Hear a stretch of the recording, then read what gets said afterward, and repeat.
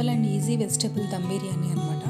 ఒక కేజీ రైస్కి అయితే కేజీ వెజిటేబుల్స్ తీసుకోవాలి. ఆల్ మిక్స్డ్ వెజిటేబుల్స్ అనమాట, విత్ చిల్లీస్తో సహా.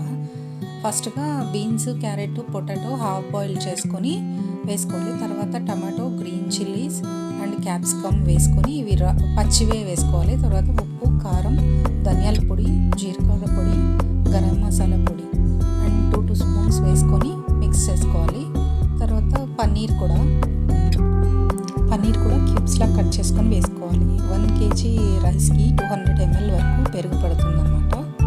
అండ్ హోల్ గరం మసాలా కూడా కలుపుకోవాలి. ఇందులోని వేసుకొని ఒకసారి కారం, ఉప్పు అంతా బాగా ముక్కలకి పట్టిన తర్వాత ఈ మిగతాయి కూడా వేసుకొని ginger garlic paste, 1 spoon lemon juice and కొత్తిమీర, బ్రౌన్ ఆనియన్స్ వేయించినవి అన్నీ మిక్స్ చేసేసుకొని బాగా ఒకసారి అంతా మసాలా కలుపుకోవాలి. తర్వాత మనము ఈ ఆనియన్స్ వేయించుకున్న ఆయిల్ ఉంది కదా, అది కూడా ఒక 2 స్పూన్స్ వరకు వేసుకొని, గీ 1 స్పూన్ వేసుకొని ఒక 1 అవర్ పాటు మ్యారినేషన్కి పక్కన పెట్టుకుందాం. దీన్ని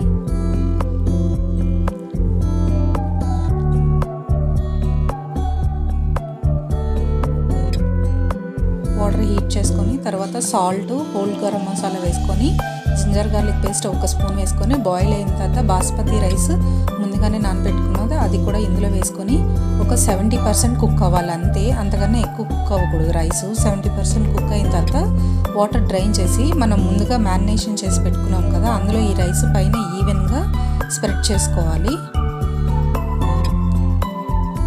లేయర్ బై లేయర్గా బాగా స్ప్రెడ్ చేసుకోవాలి ఈవెన్గా. ఈ బిర్యానీ చేసుకోవడానికి మనకి పాత్ర అనేది వెడల్పుగా ఉంటే బాగా బిర్యానీ రైస్, వెజిటేబుల్స్ ఈవెన్గా కుక్ అయ్యి బాగా వస్తుంది అనమాట.